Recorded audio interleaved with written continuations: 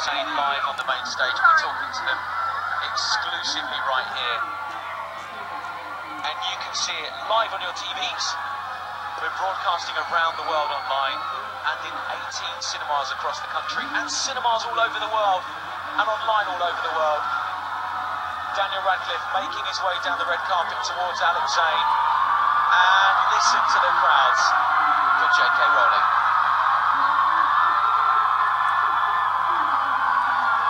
Let's go live to Alex Zane on the main stage with Mr. Daniel Radcliffe. Ladies and gentlemen, Harry Potter himself for the final time attending a premiere here in London. Daniel Radcliffe, how are you? I'm very well, how are you, Alex? I'm really well, thank you for asking. Now, I saw your face as you just came over that step there and saw all this. What do you make of it? It's the moment when you just have to sort of let yourself sit back and go, this is pretty damn cool. This is like, you know, you don't get this often. This will not happen to me again. A premiere in Trafalgar Square, this is a one-off. You know, the whole series, not just the film, not just the end products of the films, but the way they were made, the atmosphere in which they were made is kind of unrepeatable. So it seems like a fitting event. Yeah, it's pretty amazing. When you see this, does it make you happy or sad that this won't be ever happening again? I don't think it's either of those things. I mean, it's incredibly happy, and I just think you have to sort of. Oh, very good. I'm just excited. It says one down, Potter. Very good. But no, I mean, you know, it's you just have to let yourself kind of revel in it and just enjoy one last, because it won't happen again, and it is the last one. And yeah, so there is a bit of sadness, but generally speaking, it's a day to be elated.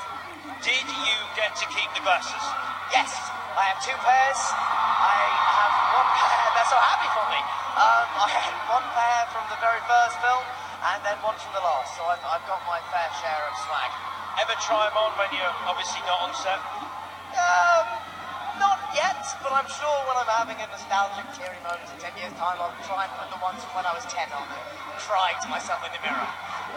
And now, I was talking to David Yates earlier, and he says his favourite scene is, it's crazy, isn't it? His favourite scene is where you're walking through the forest in the final film. Is that yours, or do you have another favourite? No, it's one of my favourites, partly because it was so... I built that scene up in my head so much, and I was so frustrated trying to get it right that I was quite worried about that scene, because there's a huge amount of onus and that's something in the film. But in terms of how it's turned out, it is one of the ones that I'm proudest of. I mean, it's like I very rarely look at anything I do on screen and go, that's good. But in that scene, I was like, yes, at last you've done something harmless. Now, some of the cast here, it's just crazy, isn't it? It is quite crazy. It's kind of amazing. I mean, it really, really is. I mean, this is it's not raining. It's beautiful. Everyone's screaming and happy, and it's kind of, yeah. I mean, it's wild. I will never get this again. You know, it's to be appreciated. And now some of the cast, they haven't seen the film, but I know you have. How would you rate this film in terms of the series? Where does it sit for you? It's just, I cannot emphasize enough how far ahead this film is of any of the others. It is amazing. I mean, I am so proud of this film, and the way we have gone out in this film is just, we could not have made a better version of this film. It's staggeringly good, and I'm a harsh critic of these films, but I just think I think people are going to go crazy for it. Yeah. Now, we're so used to seeing yourself and Rupert and Emma as your characters, Harry, Ron and Hermione, the holy trinity of the Potter movies. Are you going to miss working alongside them?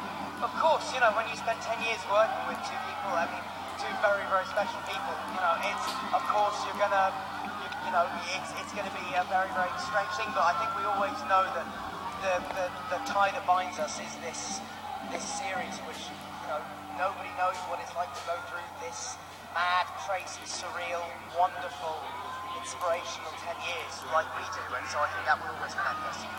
And in terms of the big connection between you and Voldemort in this movie, I mean, there are some powerful scenes. I think you're fantastic in this film, but there are some really powerful scenes that you have to deliver. How did you prepare yourself for that? A lot of Radiohead and a lot of kind of Hope in the States and some angry. There are certain songs, like there's one song, Enemies Friends, and they basically sue Friends, I don't know how to say that, quite hopeful state, that I've always gone back to over the years, and they are kind of, I keep going back to them to find Harry, and it's, music always really helps me get into a kind of the right frame of mind, but also when you're acting opposite Ray Fiennes, there's not a huge amount of action required, because he kind of he's pretty terrifying. Yeah. And your fondest memory, I mean, because we're here and it's 10 years you've been doing this. Is there one moment that stands out? Was it the first, the last? A lot of people have been saying how emotional the final scenes they shot were. I mean, the final scenes were incredibly emotional and it's very, very sad. But I think if there's one memory where you just have to go, this is so bizarre and awesome and cool, it's Gary Oldman teaching me the bass line to come together when I was like 14 on the third film. Like, you have to go a long way to beat those moments. You got J.K. Rowling here. I think I might have been trumped. I think you should stick around with us. J.K. Rowling, hello. How are you? Lovely to see you. How are you? Very well. If we turn around and face the camera so that everyone out in the square can see us. Fantastic. Oh my God. That's not something I need to see. Go on. First of all, how do you feel when you see this? I mean, the final premiere for your final film of your final book. How can it be anything other than very, very emotional? This is incredible. And I heard someone just go, "Thank you very much." How does it feel to have so much love from a crowd and being here for 3 days camping out for this moment? Well, I love them. I love each and every one of them, you know. They've given me so much. So it's really my thank you to them. It's quite emotional, I have to say, having done so many of the premieres myself, seeing the two of you here together. Are you going to miss working in such close proximity?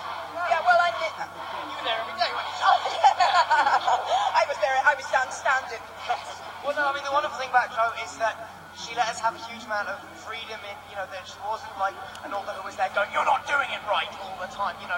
She always understood that the books are untouchable, so that, it's not that we were in any way trying to compete with that or anything, and we would never try to. But yeah, I will certainly miss being able to, I mean, it's, I have conversations on the fifth film about Nabokov. Yes, absolutely. No, it's too sad. We'll have to have reunion meetings and things. Yeah. But I trusted them. The big thing is, I knew they were getting it right. I trusted them. They've been amazing. And you're actually a producer on this final film, which was a first for you. How did you find that? What made you decide to do that in the first place? Well, Warner Brothers have very kindly offered me a producer credit for years, and I think finally it felt right. The cumulative experience of 10 years. Yeah, I finally felt I wanted to do that. Yeah. It seems like the most appropriate time to ask. When you first, on that delayed